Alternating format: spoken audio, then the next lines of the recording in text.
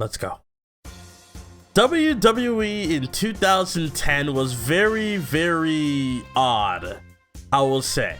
But you know what? As a fan at this point for up to a year, WWE couldn't do any wrong, even TNA. It took Jeff Hardy leaving for me to watch TNA in 2010, despite that they did that whole Monday Night War thing. That was stupid. But in any event, Bret Hart came back to WWE, and everything was alright in the world, shaking hands with Shawn Michaels, able to not have beef with Shawn Michaels anymore regarding the whole Montreal Screwjob thing. Too bad the same thing could not be said for Vince McMahon later in the year. After the whole Monday Night War things came to a close around May of 2010, when Impact going back to Thursdays, everything was right in the world with WWE. Monday Night Raw was having a viewer's choice event, and on that night, that's when Wade Barrett and the Nexus decided to strike and attack John Cena, Justin Roberts, Jerry Lawler. Everybody in that arena got clapped, and then the next week, when the Nexus came out, they had to relinquish Daniel Bryan because he apologized for his action, and they said, "We don't keep no bitches around us, man. We stay bitchless." After Daniel Bryan got cut, that's when we had the Team WWE versus the Nexus matchup at SummerSlam, which I will not lie, we all know how that ended with John Cena beating the Nexus with the STF, which I won't lie, I don't disagree with the finish. I'm sorry. I don't disagree with the finish. We all thought everything's good with the world, right? I mean, John Cena in his purple gear, everything is fine, everything's cool. The Nexus decided, you know what, we're gonna slide on someone else. The Undertaker. And not just once, but twice. They slide on The Undertaker for no reason. They just said, we don't like dead. They just attacked The Undertaker. And they helped Kane, of all people, at the Buried Alive match at Bragging Right. Cena and Wade Barrett were in that Night of Champions six-pack challenge for the WWE title. Cena and Wade Barrett had another match at Hell in the Cell 2 weeks later, where if Cena lost, he joins Nexus. If not, Nexus will disband. So we all thought it's Super Cena, like he's gonna win this, right? No, sir! The Nexus pulled the biggest win of their life by having John Cena join their group. When I looked at WWE.com seeing John Cena looking depressed, I couldn't wrap around my head of the idea that he lost. I thought he was happy that it was over. But it turned out on October 4th, 2010, John Cena joins the Nexus. And I ain't gonna lie to y'all, I dubbed this episode the saddest episode in Monday Night Raw history. Carver got clapped. We get to the John Cena, Randy Orton, Wade Barrett saga.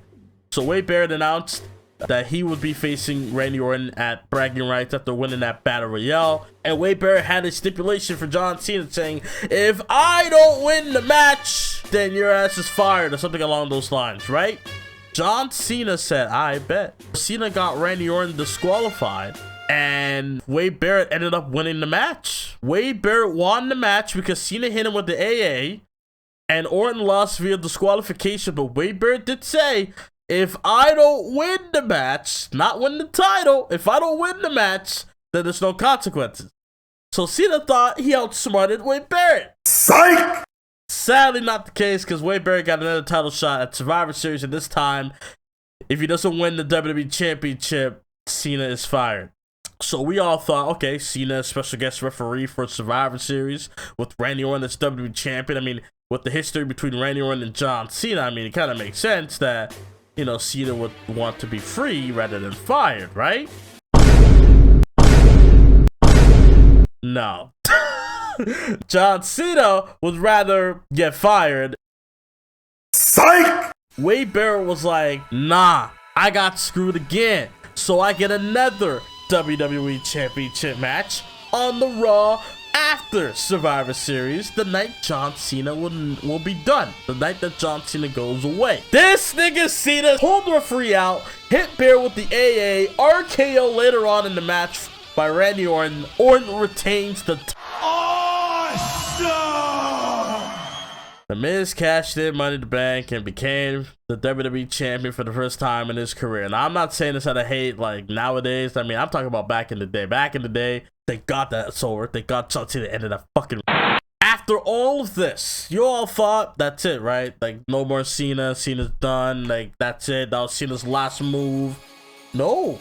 This man was whooping everyone's ass. Michael McGillicuddy got clapped. Bray Wyatt, Husky Harris at the time, got clapped. Everybody was getting clapped. David Otunga got slid on by John Cena. And then it took the Nexus to be like, hey, end this now. So they rehired Cena back. We got the chairs match at the TLC pay-per-view between Cena and Wade Barrett. And we all know how that ended. Buried 23 chairs, landed on top of him. John Cena wins, and that is the end of the Nexus story. Because let's be real, after this, like, what did the Nexus do? Now we can talk about the aftermath. This whole Nexus story, I won't lie, Wade Barrett was the perfect bad guy for John Cena in 2010. Yes, the booking decisions was not it, but the fact that as a child it worked, it proved that for WWE, what Triple H said earlier this year, that the story never ends. It's true, because in my mind as a child, because Team WWE beat the Nexus, I'm thinking that's it. We survived the tirade of the Nexus, and then nope, the Nexus came through and beat the dog shit out of Cena again. But yeah, hope y'all enjoyed the video. If y'all can, leave a like, subscribe. What are y'all thoughts on the Nexus at the time? And leave your comments down below, and I hope y'all enjoyed it, because I'm sure there's more of this coming. Have a good one. Later.